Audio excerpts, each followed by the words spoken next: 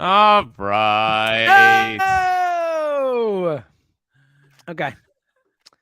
Let's do this thing. Just to warn everyone who's watching the video, Zoe might show up at any moment. So Yeah, but that's that's fun. okay. That's what we do It's on this okay. podcast. That's right. It's a family podcast. Yeah, that's why we don't curse. Yeah, and that's what. So we were gonna record. I'll just save it for the pod. Let's do it. Right? Okay, let's do it. Yep. Yo,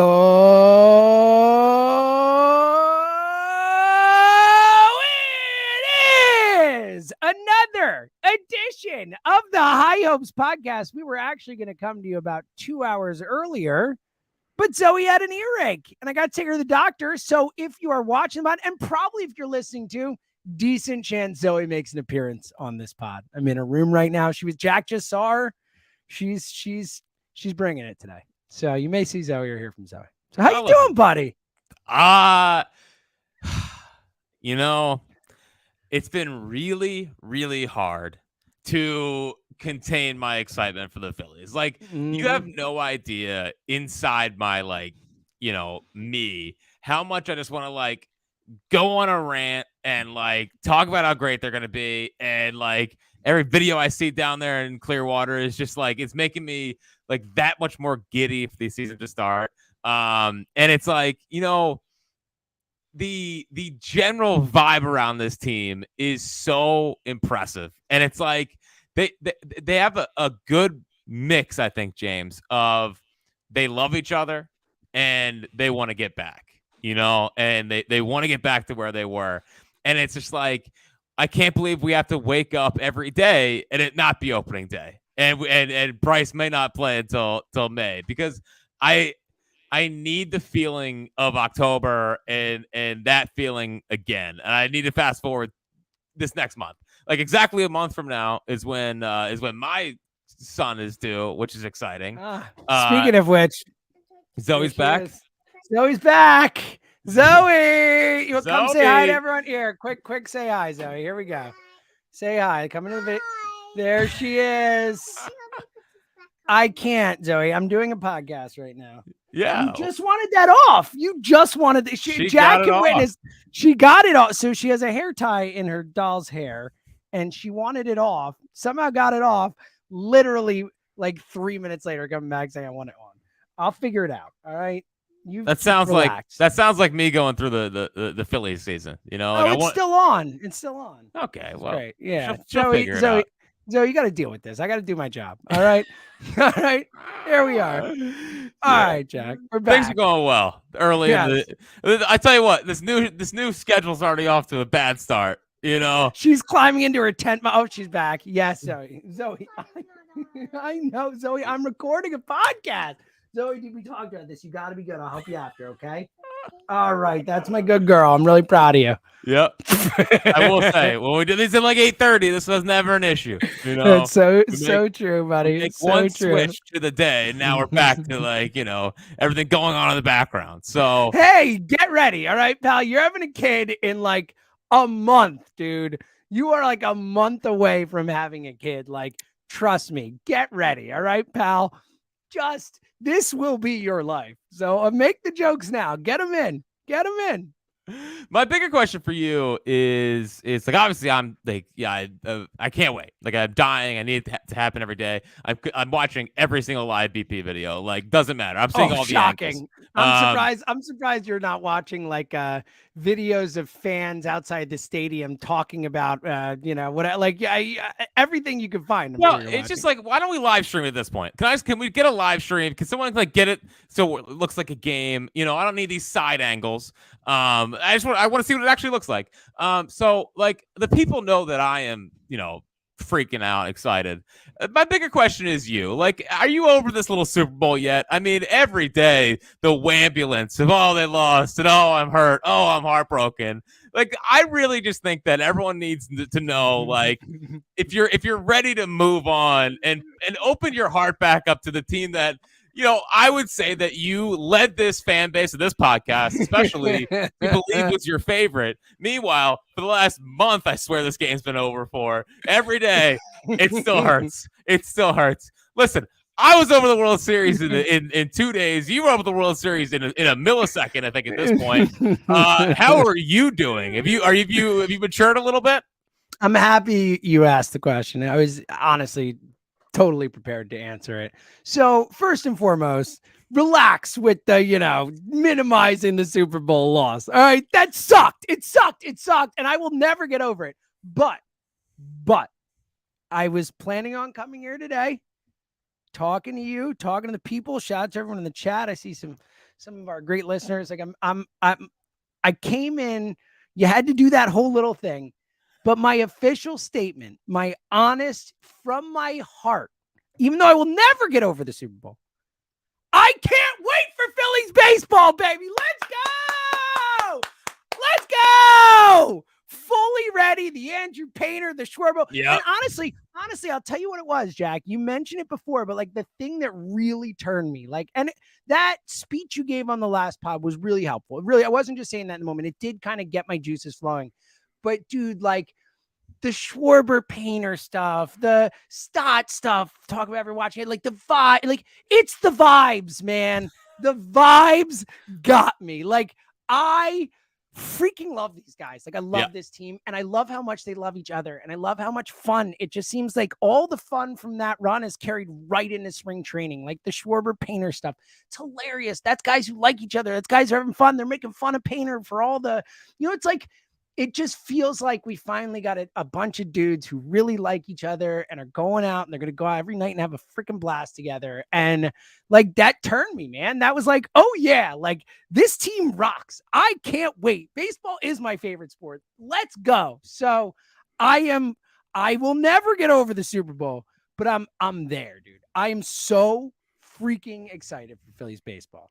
Yeah, well, and go ahead. I think Zoe's just excited, and I think that her kind of excitement, I think is really she's being. We don't curse on this pod, but I would curse if I could about what she's doing. She's being difficult, Zoe, I would say. Zoe, I'm doing a podcast. She's being difficult, right? I would say.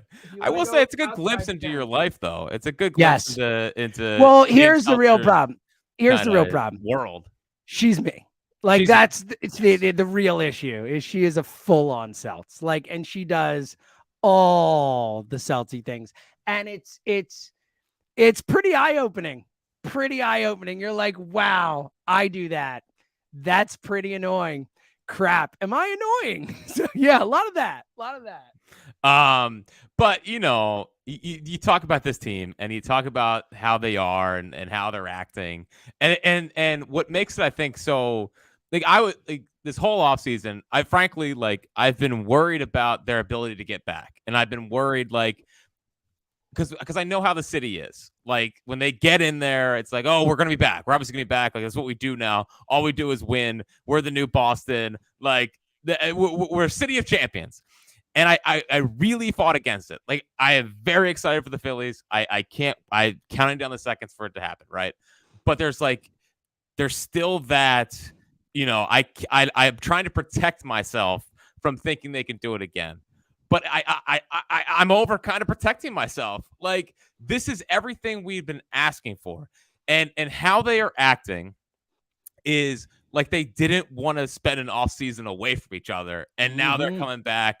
And I'm sure a lot of them have been down there longer than just pitchers and catchers showing up. They've been down there for a while, and how they are.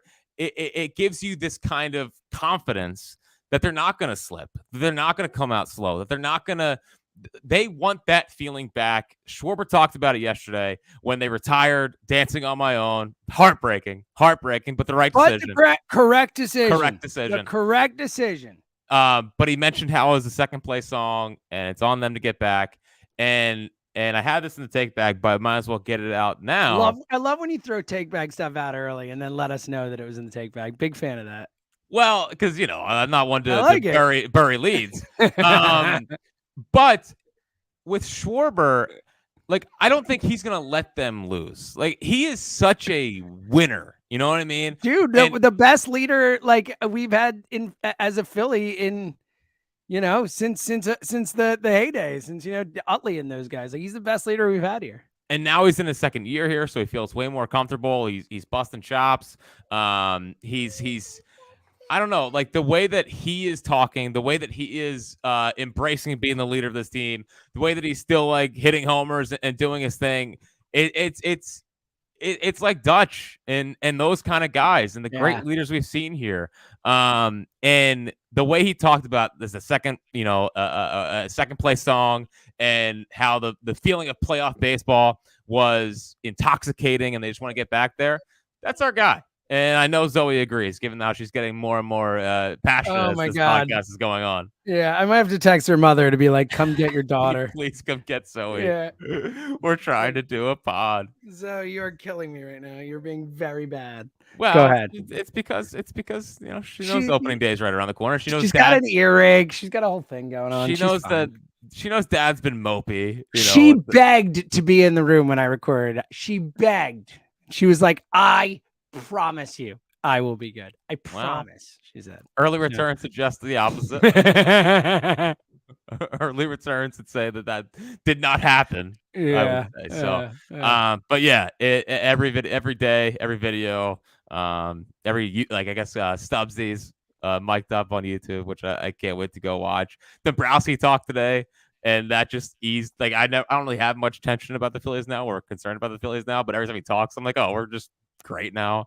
Dude's just got what a turn, buddy. Like what a turn from yelling about Andy McPhail and Mac Lensack and these loser bullpen pitchers to like, I'm pretty confident that they're gonna win 95 plus games and make a little noise next year again. Yeah, it's absolutely insane. It really is.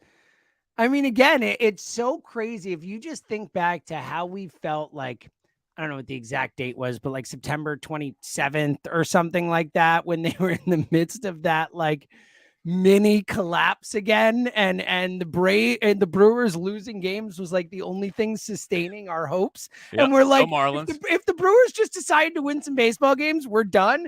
And then this one night in Houston, Aaron Nola all of a sudden goes 6 2/3 perfect. They win the game. Schwarber does Schwarber things. And then there's a magical ride. And all of a sudden, in the span of 3 weeks of baseball and then an off season now, like, we are fully and totally in on the team, on the players, on their ability, on Dombrowski, like the whole thing. It's so crazy. We were this close to the worst of all the collapses of all the September ones we've been through. And then they righted the ship, and now they've become like the city's darling. It's a real wild turn, man.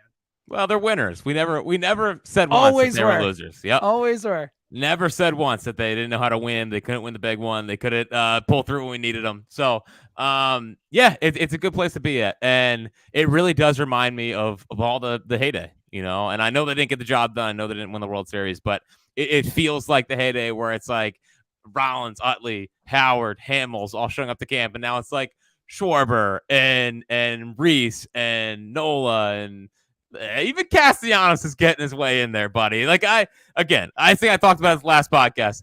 Haven't even given it a thought. I might be more in on Castellanos this year than you, frankly. Like Which is unbelievable. Well, it's because I'm all in too. I'm right there with you. There's no way he's not going to be like significantly better. I want to talk about the Castellanos thing because it drives me nuts. It's like everyone just expects because he was bad for a year, like that's what he is now. Like, exactly. Every single thing he did last year at the plate was bad. We all can. Why is it so? I don't get why it's so hard to say yes. He was awful last year, but I also think he's going to be good this year, given that for the last 9 years, he's been one of the 20 best hitters in baseball. I don't get why it has come to the point where it's like, oh, he has no shot. He's cooked. He's this. I understood he swung at every single slider away last year. I get it. I know it. I watched it. We all watched it. That doesn't mean he can't work on it all offseason and fix it. Is he just going to sit there and not do anything this offseason? I don't get the Castellanos. Like, he's obviously done. He's done. Like, why would you have any faith in him? I don't know, because he's 30 and had one awful year. And I know a couple years ago in the COVID year, he was terrible as well. But like, can we look at a track record? Can we kind of, look at this and be like, hey, maybe he's not going to be a disaster this year. And it's okay to believe that until he proves us wrong. Like, he could prove us wrong. He could 100% do that. And maybe he's done. I just don't understand it's a philosophy if he's 100% done it over. There's no point in even believing in him. I think it's crazy, dude. Again, like the track record says that he's going to be better.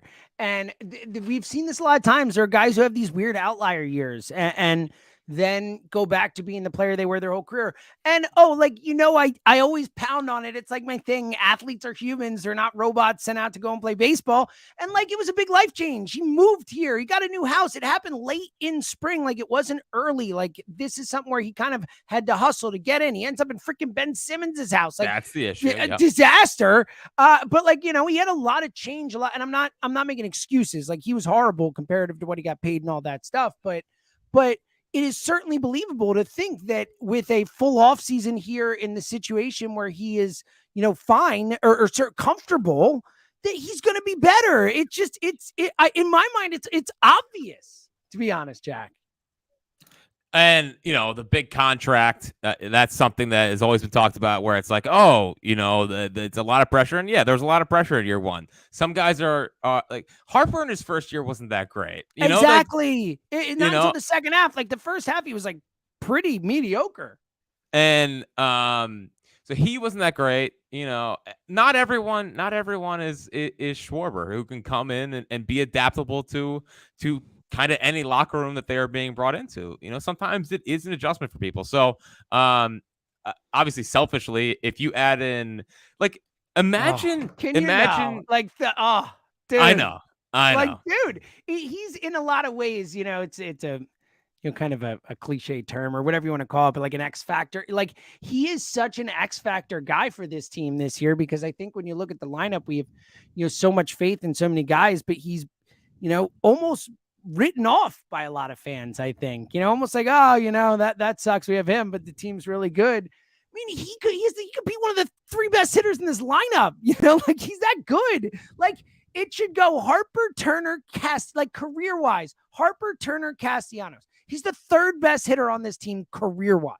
Like, if he's anything close to that, it is such a massive upgrade to this team that went to the freaking World Series. And that's the one thing I've also fought against, because I'm really high on Bohm heading into the year. I'm like absurdly high on Bohm, actually. Like I can't wait. Obviously very high on Stoddy. Like, I think the fact that he went back and love rewatched. It. Oh, yeah, I love it. So dude. relatable. Dude, he's so relatable. And also, like, I love that he did it, but also like is learning from it. And did it as something that was fun to do, but also as a way to get better. I mean, and just with Stott, I mean, just the improvement he had over the course of the year last year, from day one to the end of the season. Like how could you not get excited about someone like that, who in season is able to adjust and have those type of at-bats we saw him have in big spots? Like, obviously he didn't have a good World Series, but I mean, it's a freaking rookie playing shortstop in the World Series. I'm super bullish on Stott.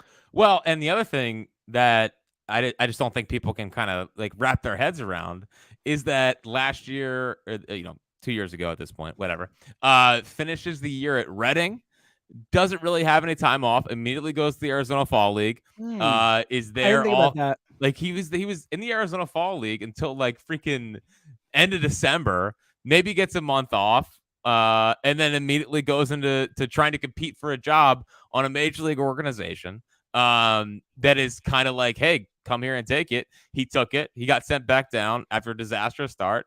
And then like having to overcome all of that in 1 year. And by the end of the year, he was pretty good. The overall numbers obviously will not tell the story of Bryson Stott's rookie year, because the first, 2 weeks he was basically unplayable. Yeah, it was a disaster. But something happened in the Brewers series, and they simplified his approach, and he turned into a really solid player. I think he struck out like 3 times in like 2 month stretch, like just didn't strike out. So Stoddy, Marsh, I'm like, if those guys take step forwards, which they should, the lineup becomes really good.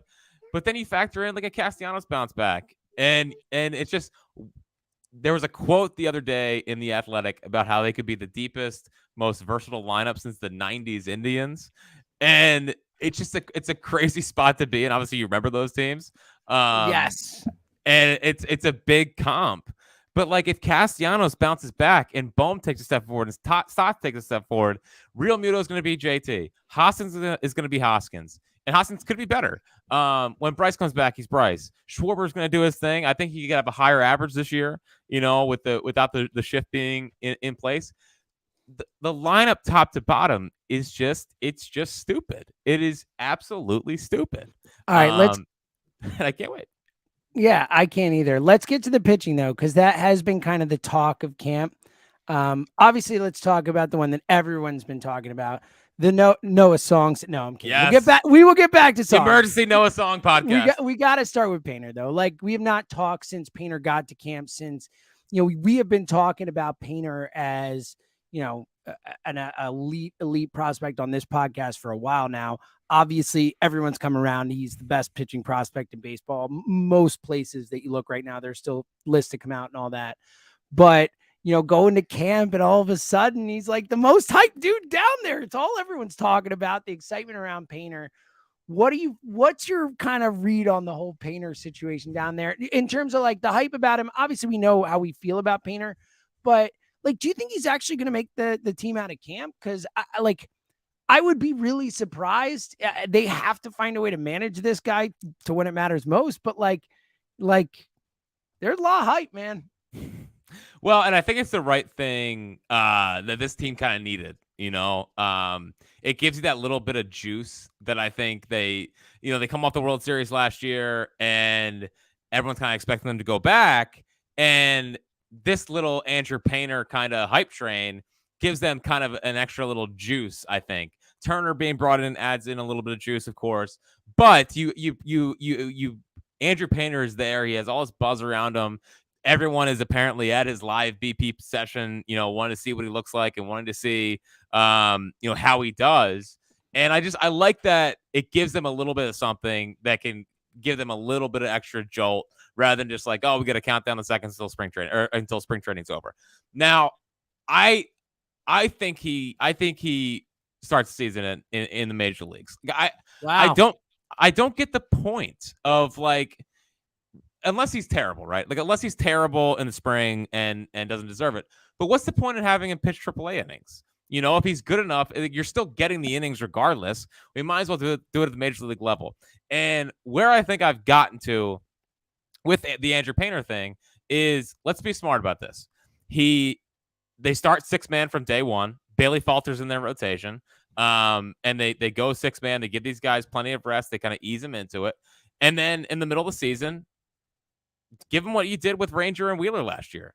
Like Ranger, a month and a half off or something. Ranger essentially gave like a month off heading into the All-Star break. I would give Painter the 2 weeks before the All-Star break, and then give him the All-Star break off, and then have him back and ready to go. Like, so last year he threw 103 innings, which is actually like pretty good for like a 19-year-old in his first year of full Pro Bowl. Like 103 innings is a lot. Like I don't think Spencer Howard ever got to 100 innings like in a season. So yeah, he's not Spencer Howard, that's for sure. So I just think that the Phillies need to, obviously they're going to manage it well, but if you go 6-man and you give them a month or 3 weeks off in the middle of the season, like that should get him to around 130 innings. And I think 130 innings is the right kind of spot for him to be in. You don't want it to be Steven Strasburg, where you like push him, and then by the end of the season, you're just like, we'll shut him down. Whatever happens in the postseason happens. Like, I hope that he can be a factor in the postseason. Like, in a perfect world, he comes out and like immediately is the 4 or like 3, given how good his stuff is. But I would do that for everyone, James. Like, we talked about this a couple of months ago. But Nola, I'm not having pitched 200 innings this year. Like, I think they got to be smart about this. 170 is a good number for him. Same thing with Zach Wheeler. I think Ranger, as he gets more durable, gets more used to this, I think he can go. He might have the most innings on the team this year. I think that's fine. And Taijuan Walker, if you buy into the theory that he struggles in second halves, then let's be smarter about what he does in the first half, and let's be smarter about extending what he can do.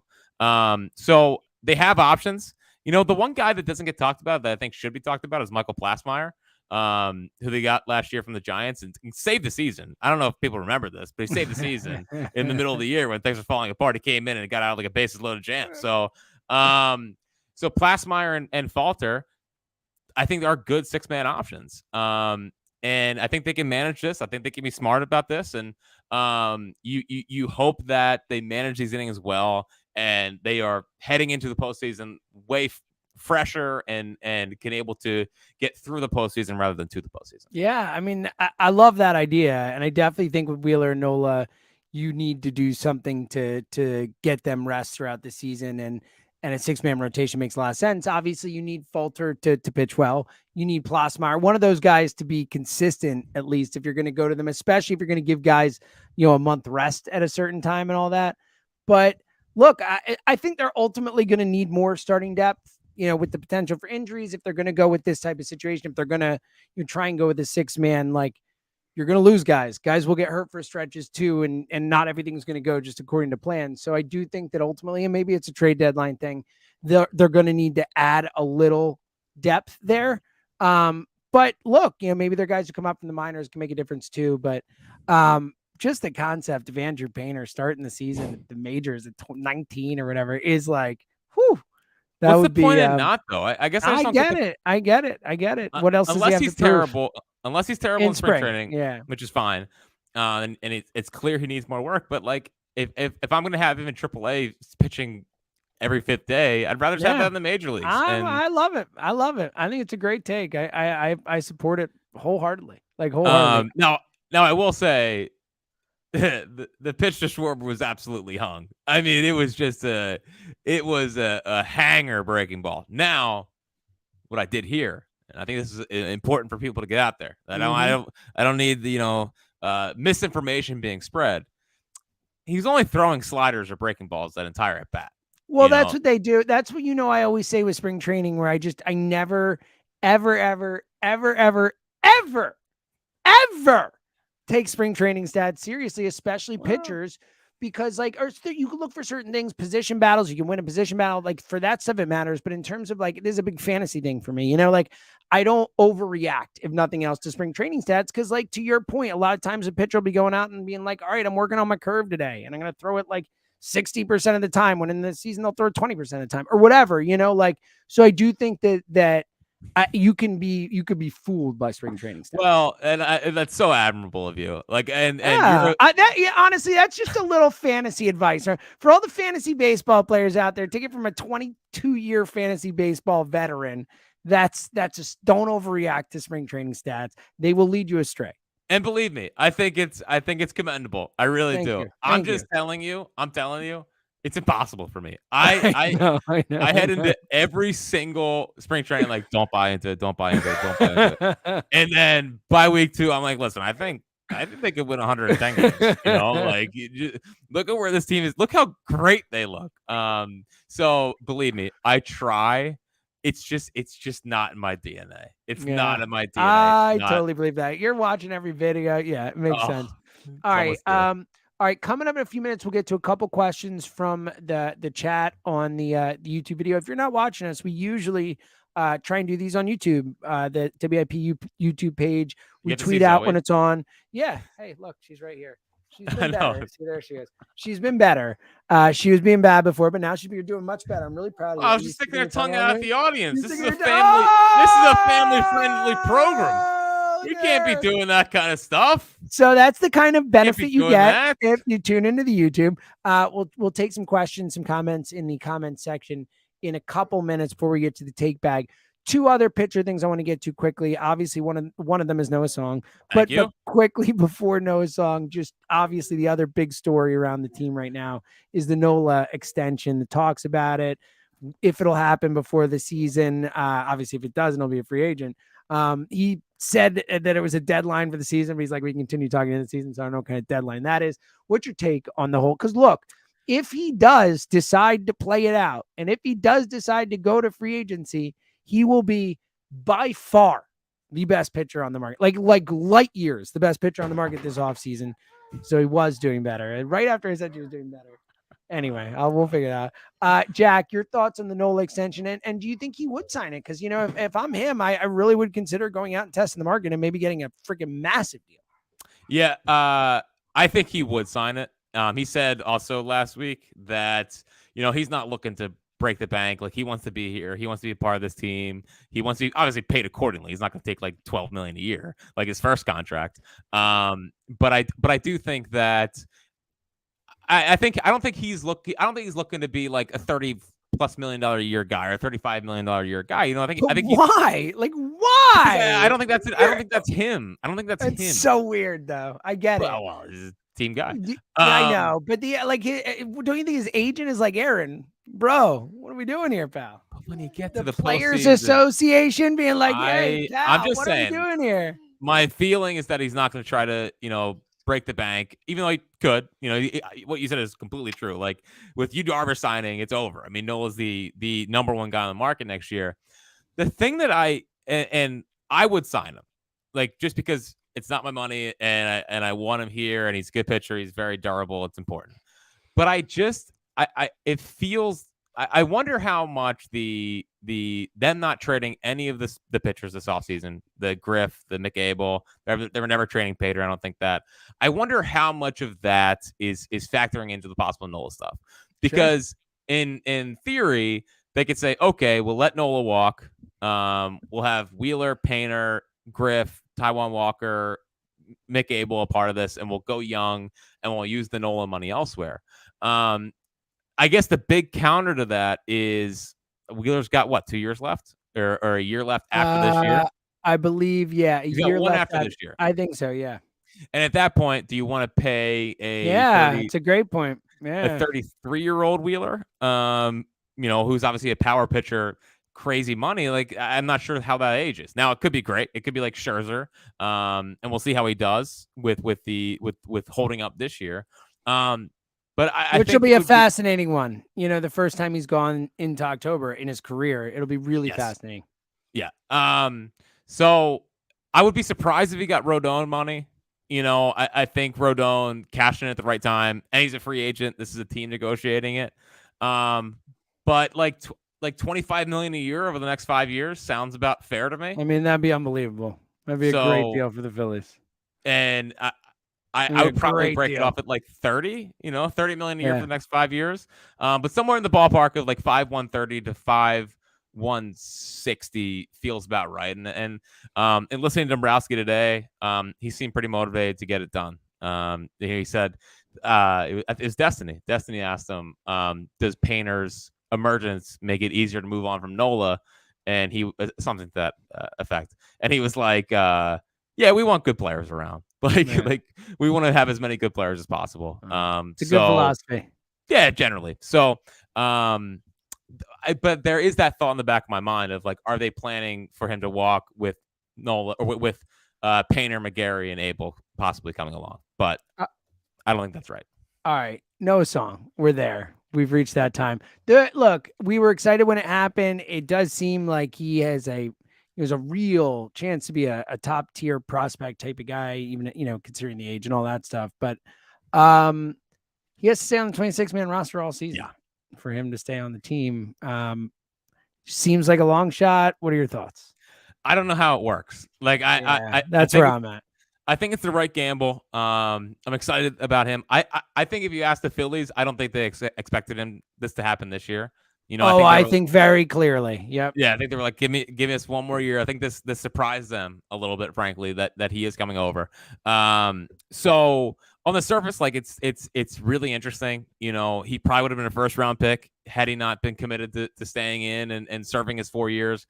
He hasn't pitched off a mound since 2019, and I guess he got on the mound last week and said that it felt like he hasn't been on the mound in 3 years. It is hard, man. Like you can throw all the flat grounds you want. You can loosen your arm up all you want, but there's a different feeling when it comes to pitching off a mound again, having the same feel for when to release the ball, having the same, whatever. So I think it's a long shot. Now, what I think they can do now, obviously it's dependent upon how he looks. If his fastball is not 97 and it's more like 92, it's like, well, this is a waste of our time. Go back to the Red Sox. But they could also make him on the 26-man roster, have him up for a little bit, not really use him, and then find a way to give him like a phantom IL stint. And if you think he's that good, and if you think he's worth the gamble, I love that idea. you can give him all you have to do is find a way to get a 90-day of MLB service time, and he doesn't have to get sent back. So, they could Phantom IL Noah Song, and bang, we got a if they possible need top someone to prospect. go in with like a pipe and just like take his ankle out or something, not too bad, but little like whatever I need to do to help this happen. This is a great idea. Great idea. So, other than that, like it just seems like a long shot, and they'll maybe send him back to the Red Sox. Yeah, I think I think long shot is being nice. I think if they can't find a way to Phantom IL, there is no shot that he will stay on the 26-man roster all year. No, unless he comes out and he's throwing like 90. Yeah, unless he can be like a 1-inning guy for you or something. Yeah, who knows? All right, let's get to real quick. I do wonder if it could come down to Drew Baker or him. Oh, I mean, if they're very high. So if you're high on Drew Baker, but you have the options for him, and there's not too much. He has to be able to pitch. Song has to be able to pitch in a game. Yes. If you're going to keep, that's the point. He can pitch. He can pitch. Don't worry. I like it. All right. Let's get to a couple comments and a quick take back. You got to get out of here. You have a job to do today. Yes. See a lot of awesome people. Shout out to Sean. I met Sean of the Eagles Run. Great dude. Mid-major Matt, our guy. Drew from Westchester, our buddy there. He's in the wrong Westchester though. Have you noticed that? He's in the New York Westchester. What? Yeah. I did not notice that. I just assumed it was Westchester. I love Drew. It's a tiny ding against him, but I do love him. Isaac, we got a bunch of people in here. I saw Bridget. Shout out to Bridget. A lot of great people in here. P-Sheep. All right, let's get to a question or two. Jack, have you seen anything that's jumping out to you that you want? Well, I want to address one question before you get to that. Yeah, please. This guy B Will just said, the first time I've ever seen you guys live after years of listening, he thought I would be Tiny, and he thought you would be Johnny Bravo. In what world would that work out? The Seltzer seems like a big macho man, and I seem like a little guy. Love it. It's great. I don't see that. I don't see that. A phenomenal take, my friend. Terrible take. Worst take in the history of the podcast. I do get a lot of, you don't look like what I thought you would look like when people meet me. I feel like that's a pretty consistent. But I sound like Charlie Day. I kind of look like Charlie Day. It shouldn't be that hard. Exactly. Like you look kind of similar. I mean, geez. Zoe's thoughts on Mick Abel's potential. Zoe, do you have a lot of hope for Mick Abel? Yeah. Oh, yes. Yes. Yes. You're excited. Wow. Did she think that? Yeah. Did she think that he fixed his fastball command or what? Do you think he fixed his fastball command? Do you think he fixed his fastball command? Yeah. Yeah. She's too enamored. She's too enamored by being on camera. She sees herself on camera and she's like, oh, she's very excited. Thrilling. All right. Does she know that like thousands of people are watching right now? I probably not, Zoe. Probably not. All right. Most of the questions here are stuff we talked about, like casting questions. That's because we're pros. I don't know how to. Nola questions. Will the next podcast be in a Nola emergency pod, Jack? Do you think it'll happen that quickly? I do. Yeah. Wow. I think it happens for opening day. I don't know if extension is an emergency pod territory, but we only get excited when they sign someone else. It's like he's already here. We're excited, but yeah. Yeah. So, but I think it happens for opening day. I think they take into account the general feel around the team right now, and the general feel is like we're having a great time. Want these guys to be together for a while.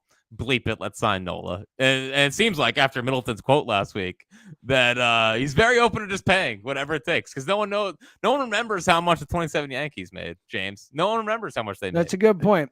All that matters is rings. So Drew from Westchester, you're wrong. Clairvite says it is the PA Westchester. Oh, really? Wow. Just out here slandering our loyal listeners and friend. Drew is in this chat every time we do it. And you're just I thought he lived in New York. Let me throw some shots out at Drew. So that's good. All right. Well, I guess we're neighbors now, Drew. So that's good to know. What are the odds we broke Strider from Robert McKnight? Not Done. Good. Yeah. He's done. And then we get bench prediction. Last question, then we'll get to take back from AJ Thomas. This is an interesting question. Like, I think we know Sosa's going to be on the bench. I think Guthrie, the clear outfielder on the bench. Who's could be Sosa. and then Josh Harrison. Yeah, and then Josh Harrison. Are those just the three bench guys, and that's what it is? Yeah. I mean, obviously Stubbs is the backup catcher. Yeah. I wonder because what they've been Jake keeping the does. extra pitcher, so they haven't I would really been rather have. keeping an extra. I would rather have more. I would rather have more bullpen pieces anyway. Yeah, which is what every team does. Every team does these days. But it is interesting. I like the report the other day about Sosa playing some center field. I did too. I like thinking outside the box with that type of stuff. Like, why not? The dude's a great fielder. See what can happen. Well, and I don't know if we want to break this down or factor this in, James, but did you see who homered off Nola today? Ooh, I did not. Scotty Jetpacks. Oh, we don't. Come on. He's got a $13 million option for next year, James. Oh, yeah. Can't wait to pick that up. He's got to pick it up somehow. Pick it up somehow. He should send his agent like every day, just it's like Gabe flowers or it's chocolates. Gabe Kapler's fault. Every single day, he should call his agent and just be like, "Yo, dude, thank you so much. You're a freaking genius. I love you. Thank you." But if you need a right-handed center field option with Marshy, if he can't hit lefties this year, Scotty Jetpacks. Yeah, I'm just saying, like, you want to sign Nola to an extension when he's giving up dingers to Scott Kingery and it is concerning. Honestly, it's the most concerning thing that's been brought up in this whole pod, other than Zoe's whole, Nah, she's doing all right. She's doing all right. Yeah, you're doing great. She's not doing great. All right, take bags. You have like 3 minutes. No, it's all good. You're extending the deadline. I love this. Well, I wanted to get an extension done by 12:45, but I figured we can. My people can talk to your people. Dude, did you see the story of Bohm saying that Bryce didn't tell him anything? They were just playing mind games with the Astros. No way, for real? Yeah. So if everyone remembers the McCullers game where everyone's like, they picked up on something. Bohm came and said, like, we didn't have anything. We just thought they're such a smart team. Maybe we get in their head a little bit by saying we had that is freaking phenomenal. That is next level stuff, dude. Seriously. Wow. That is so impressive. I'm stunned. I love that. That is so cool. Well, and it's just baseball. That's what I think the game's missing is stuff like that. And again, not to bring this back to my illustrious high school career, but you never do that. I would never do that. But it did remind me of my senior year against Sun Valley when I was just sitting on the bench because I wasn't pitching that day, and I was very good at picking up other teams' signs. And me and my coach, like, I was like, I don't have their signs. We whispered to each other like we had our signs, and then they started freaking out their dugout. They put up towels over their guys giving out signs. That's just good old fashioned baseball, buddy. That's why it's the greatest sport in the world. That's what you do.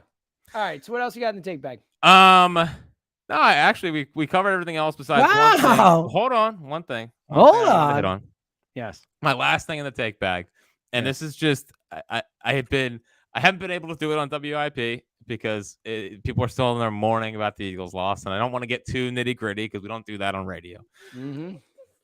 But if you've seen the videos of Alec Bohm's swing in the batting cages, you want to talk about making the correct adjustments and figuring out how to drive the ball out of the ballpark. So if you remember, like, kind of the one thing that I felt like zapped his power is that he'd go from a power position to like a flat bat for no reason. If you look at the videos right now, he's gotten much more like rotational into it. There's not that awkward stop that I think zaps some of his power. I'm just telling you, of all the people I'm most bullish on heading into the season, whether it's Castellanos, Painter, some of the bullpen guys. Wow. My guy this year is Alec Bohm. Wow. I think he's hitting over 20 homers. I think he's going to be in the 280. And I'm not anticipating Castellanos struggling in the 4 spot. Because I would open with Castellanos batting 4. But I think by the end of the year, Alec Bohm gets his way into the top 5 of this lineup. Wow. And I love this. The videos, like, they've just made me giddy. They have made me legitimately giddy about his upside and making the right adjustments and developing that power. He's freaking 6'5". Yeah, he put on 10 pounds of muscle. He's a big dude. It's time, Bohmer. It's time. So I think this is going to be Bohm's breakout year, and the early returns are great. I can't wait. Is Alec Bohm the biggest, in terms of like comparatively, the biggest dude with the babiest face that you've ever seen? Like his face looks like it's like a toddler's face. Like he looks so young. No, I'm not. It's not. It's a fact. He looks so young, but he is a giant. Well, but now with the new swing, he'll probably start growing more facial hair. The hair's already like down low. It's starting to look more like Worth. And if he continues on the Worth-like trajectory, wearing the same number, he's gonna have a grizzly old beard by the time he's like 32. So love it. He'll get there. That's all part of growing up, James. All right.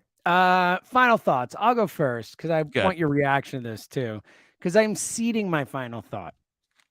Speaking of Westchester, I did an event in Westchester during the Eagles run before the Super Bowl. Oh, yes. Yeah, and I had the pleasure of meeting manager Skip. Skip was Jack's adult baseball league manager. Full disclosure, huge fan of Jack. Loves him. Thinks he's a great dude. Very proud of all he's accomplished in media. On baseball. And this is the quote that he said I have to say on the podcast because this is his assessment, his true assessment of Jack Fritz in the adult baseball league. Are you ready for it? I am, but before you give it, do I have the ability to retort if it's not true? Yeah, of course. I want your retort. I want your reaction. This is the whole reason I'm going first here. Is just I want your reaction. Then you can do your final. You ready? Yes. From manager Skip, who again managed Jack Fritz in a baseball league. Jack Fritz was the Vince Velasquez of the league, quote unquote. Yeah. Your retort.